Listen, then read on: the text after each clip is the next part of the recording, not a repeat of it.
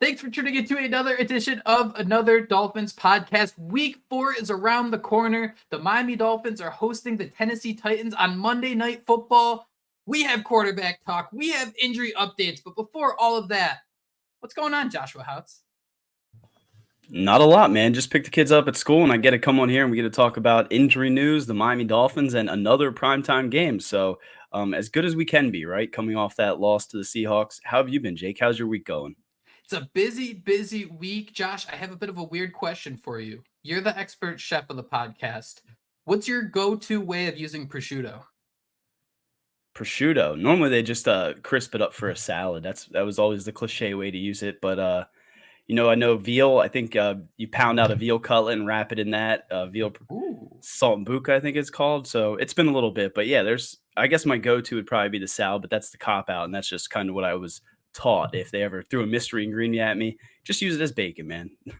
That's smart. I do that. I put it on my pizza. When we make pizza at home, it's always prosciutto on top. But Josh, the reason I'm bringing this up today is because during my day job today, I had like a Tony Soprano moment where I just got a smile on my face because I was recording this presentation with this very smart researcher, and she was discussing Raman spectroscopy and Raman scattering. And these are things that might go over people's heads. But long story short, she's using prosciutto to help identify a process that could eventually help unveil deep-seated tumors in the brain. So they were basically using prosciutto to, because it has a lot of the same texture as like the skin cells they're trying to look through, basically, to identify these tumors. So, dude, it was just insane to me seeing this relatively graphic video, and then you just see a picture of prosciutto there. I just had the Italian in me had to smile a little bit, so I thought that was kind of funny. Yeah, and a fun fact: when I was in culinary school, I actually made duck prosciutto. It was just literally, I think, you just put like Ooh. salt and it was like three ingredients. He just left it in the fridge for a few weeks. It cured it, and it was pretty damn good. So it's not hard to make, but yeah, man, that's awesome that they use prosciutto to kind of demonstrate things like that. Versatility.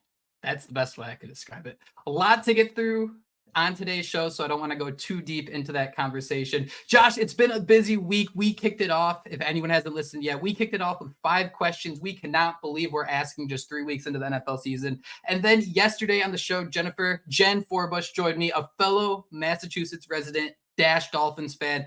We aired some grievances about the 2024 Miami Dolphins. Like I said, if you haven't checked out that show, I recommend it. But Josh, Mike McDaniel is saying that he thinks he knows who's going to start at quarterback against the Tennessee Titans, but he doesn't want to reveal that for competitive reasons.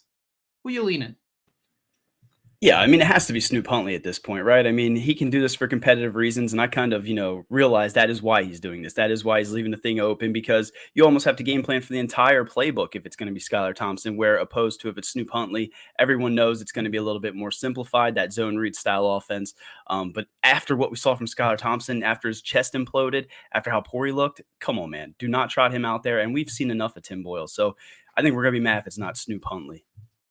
The sicko in me is kind of power ranking Tim Boyle above Skylar Thompson. There's part of me, Josh, I just can't get over the fact Tim Boyle had more rushing yards than a healthy Skylar Thompson. I think as we cooled off from Sunday's game, I think the offensive line played a little better than we originally thought. I think Miami had some receivers running open downfield a little more than we originally thought. And in reality, they just couldn't make things happen. Yes, there were way too many penalties. And yes, there were issues along the offensive line, but somehow, Josh, the more I kind of think about that game, they had a shot, despite all those issues, to overcome them and figure something out. Yeah, and that's what we hope is going to come of this, right? I mean, we sit here and we think that we have a coach and Mike McDaniel that I had a meme or a header on Twitter, an outside the box offensive mastermind, this outside of the box thinker. He needs to figure out a way to do more than they did last week, right? And again, it wasn't all just the play calling. Skylar Thompson, again, was a little bit over his head, but to think Tim Boyle was, led the quarterbacks in rushing, yeah, that can never happen again, man. So, Joshua Houtz, for people who are new to the podcast, we are both writers for the Phinsider, and you dropped a dime today where you kind of dove into some recent film about Tyler Snoop Huntley, what you saw, what you liked, what you didn't. Simply put, Josh, is Miami getting a former Pro Bowl quarterback? I mean, they are, right? And it's just so funny because I have everybody reminding me, like, everyone needs to temper their expectations. This guy was on someone's practice squad. And I'm like, okay, I mean, I sat here and got hyped for like Luke Falk before. We talked about Brock Osweiler and some of these absolute terrible quarterback. Yeah, Tyler Thigpen. So I am hyped to see what Snoop Huntley can do. If you watch the film, I mean, that's kind of what I went back to last season and saw what he did. He started for the he started against Pittsburgh Steelers in Week 18. He completed 15 of 28 passes for 146 yards, 1 touchdown. In that game, though, I mean, he got the ball out quick, but what really stood out to me was the way he could extend plays with his legs, and just adding that element. I mean, I don't know about you, Jake, but they kind of teased us a little bit back in the day when they drafted Pat White. They kind of showed us, okay, we're going to get this dual threat quarterback. We're going to try to like revolutionize that Wildcat offense. Never happened. So I think since that very day, I always want this dual threat quarterback. I always joke about the visor, and now is our time. We're going to get 26-year-old Snoop Huntley. At least in my opinion, I think that's the way to go. And I'm excited to see what Mike McDaniel brings from his experience. Like he said, 2012 rookie year RG3, the zone read option, how it took the NFL by storm, how he implements that into Miami, because let's be honest, that stresses the defense and opens things up for Devon Achane, Jalen Wright, maybe Raheem Mostert. I mean, so it's going to be a different look Dolphins if Snoop Huntley's out there, but it's one that I'm excited for. Do you think it's not that close? I think it's not that close. I think when you look at Tim Boyle, Snoop Huntley, and Skylar Thompson, I think that you got to ride with Tyler Huntley moving forward, at least for a couple games. I don't think you can go back to Skylar right away. I don't want to completely compare this to what's happening with the Panthers, despite the fact the Panthers scored 36 points last week and Miami's only scored 33 points this entire season. I don't think it'd be a scenario where if Miami's tossing these guys in and out, it wouldn't be like a huge demoralizing thing. These are all guys who are fighting to prove they belong on NFL rosters. But man, Tyler Huntley sounds a little exciting. And you mentioned, though, that RG3 type branch off this offense has. I do recommend everyone, Michael Silver, who's covered the San Francisco 49ers forever. He just released a new book, and it goes all into that Shanahan tree about this offense, how you can kind of get away with RG3, but how it's better with someone like Kirk Cousins. So little tangent there, but I agree with you, Josh. 3-6 as a starting QB in his career. That means he has won 3 games, and that's something Miami needs to focus on right now. Yeah, and again, I mean, we sit here and talk about some of the instability on the offensive line. His ability to, extend plays with his legs adds a whole different element to that offense. So he's not a guy that's going to go out there. And again, we say rookie year RG3, that's a joke, right? He's not going to be breaking records most likely, but stranger things have happened. But just to go out there and look competent enough in a game against Tennessee Titans, I mean, at this point, if we finish 2-2 after, the start to this season, I think we'd all feel pretty good about that. So I'm in Snoop Huntley, we trust. I'm sitting here getting hyped for it. I know we shouldn't be, but I think it'll be so Dolphins if they come out and they announce like Tim Boyle the starter, right? Like, or even Skylar Thompson, they try to trot him out there with his imploded chest. Like, that would be the Mike McDaniel thing right now, at least with how it seems.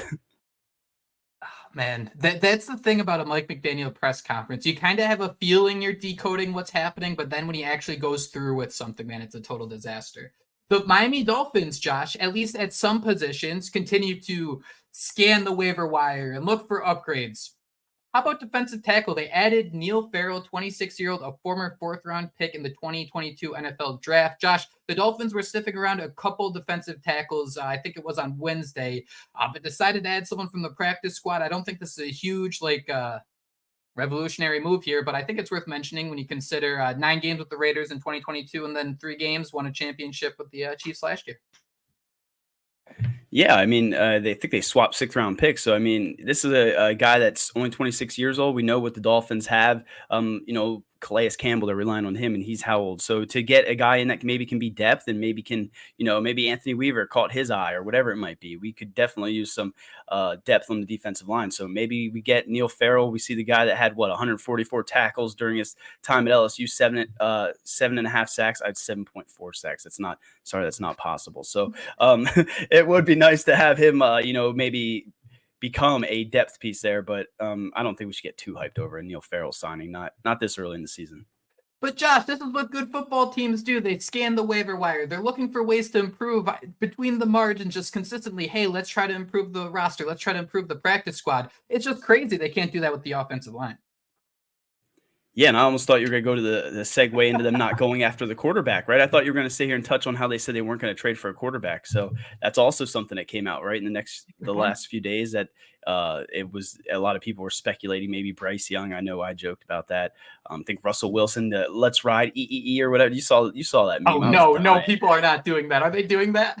Yeah, go look. I retweeted. Someone's like, he had like water goggles on No. too, and he was doing the "Let's ride" like a dolphin. So, that would be absolutely awful. So yeah, it doesn't sound like a trade for someone, but with our luck, we'll get off here, and the Russell Wilson trade will go down. But yeah, check that out, man. I got I was like, okay, I can deal with Russell Wilson for those type of memes, right? Like we get through the season with Dude, Russell I can't. Wilson. No, I You're can't. I wearing your can't. Cutler See, jersey. that's the thing. I put on the color jersey because I'm like, today's a new beginning. I don't want to be cranky. I don't want to complain about the Dolphins. I will complain so much because all we will be is the Melvin Gordon meme, excuse me, when it's just it's gonna be Russ on the sideline doing what Skylar was on Sunday, just smiling, and we're just gonna be all sitting there like, dude, really? No, we are not doing that. I'm putting my foot down on Russ Wilson. And Josh, I'm glad he brought it up though, that it does seem like the Miami Dolphins aren't going to pursue a quarterback. And we spoke about this a little bit on the 5 questions following the Seattle game. The fact that Tua was there, the fact that Tua took the flight, it kind of felt like that was his way of signaling the Jordan facts, the I'm back, I'm going to come back. And it seems like if everything continues down that path, Tua will, knock on wood, if he's ready to come back, is comfortable to come back, and he wants to come back, will be only 4 weeks. And that kind of makes sense.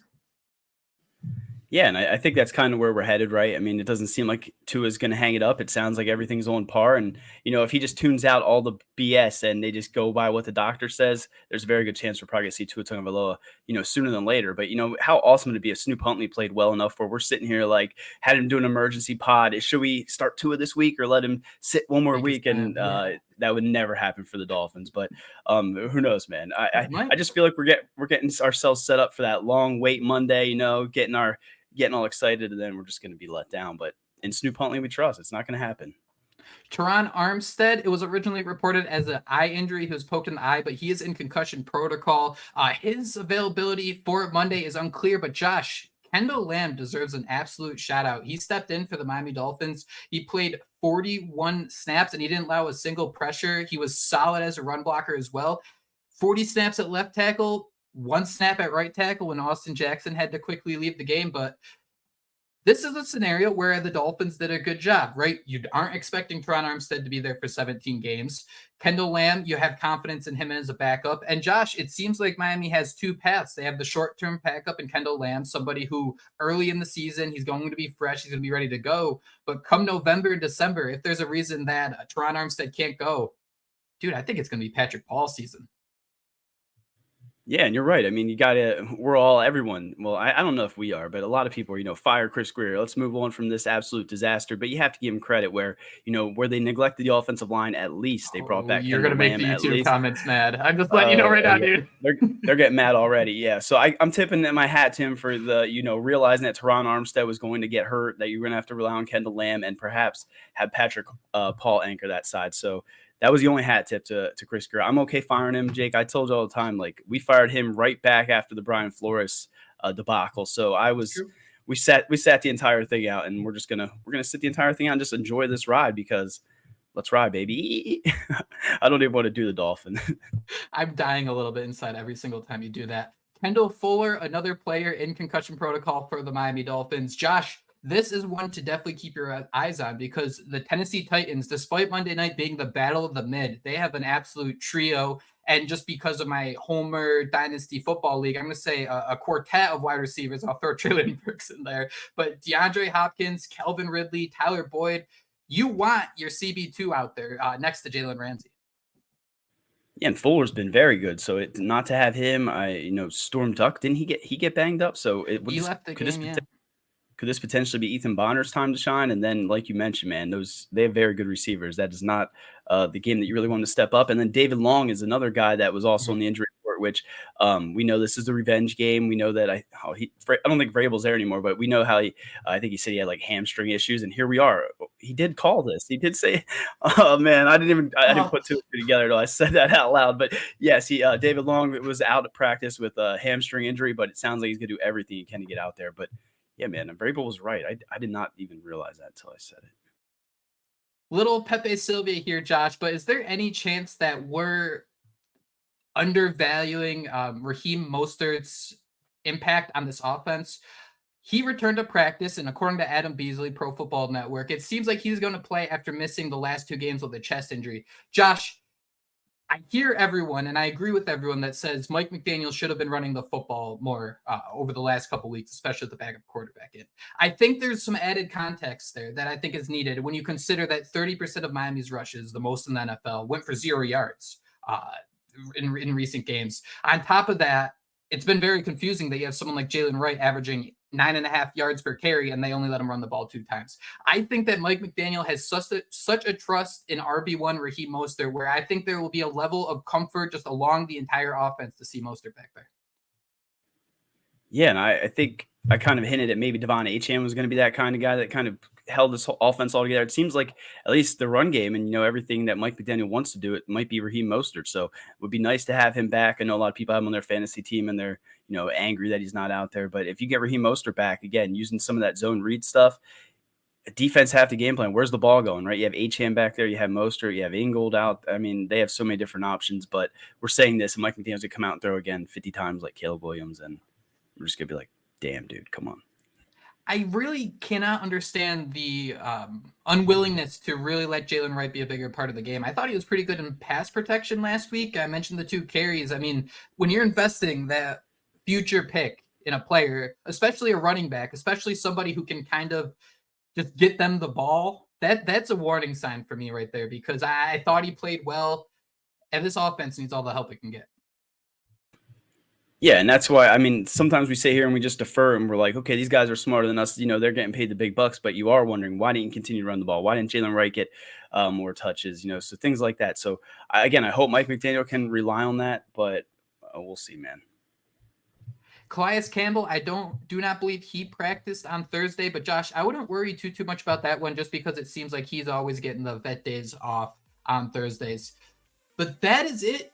That is all we have for you guys today in terms of injury updates, in terms of quarterback, and a little bit of gabagool talk. Thank you all so much for listening to Another Dolphins podcast. We will be back actually later today with Kat to break down some of the biggest keys to Monday night against the Tennessee Titans. So you'll be hearing from us soon. But if you don't, have a wonderful weekend, and most importantly, fins up. Fins up.